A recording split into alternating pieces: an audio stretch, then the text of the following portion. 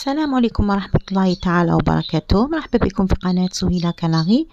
اليوم حبيت جيت باش نوضح واحد الأمر اللي راهو يدور في على الفيسبوك، انه كاين واحد الانسانة راهي يعني الله يعاونها. على كل حال راهي تمد دورات في تربية الكناري لمدة يومين، وتقول أن عندها خبرة مدة 20 سنة وراهي دكتورة والناس راهي صدقت بالأمر وعن بالهم باللي أنا اللي راني نمد هاد الدروس هذه. أنا وش نقولكم، أنا من هذا المنبر هذا أنا حبيت يعني نشرح لكم الأمر ونقول لكم أنه هاد الدورة هذه ما تخصني لا من قريب ولا من بعيد، أنا خاطيني.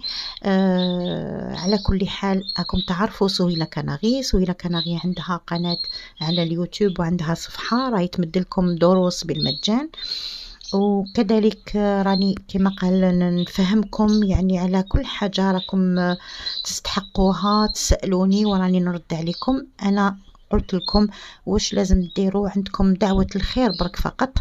أنا ما رانيش هنا باش يعني نلومها هي بالعكس، إذا ربي كما قال سهلها ربي وحبت تسترزق من هذا الباب الله يسهل عليها، ولكن حبيت الناس تعرف أنه يعني هاد الدورة هذه أنا ما تخصني من قريب ولا حتى من بعيد، ما تخصنيش.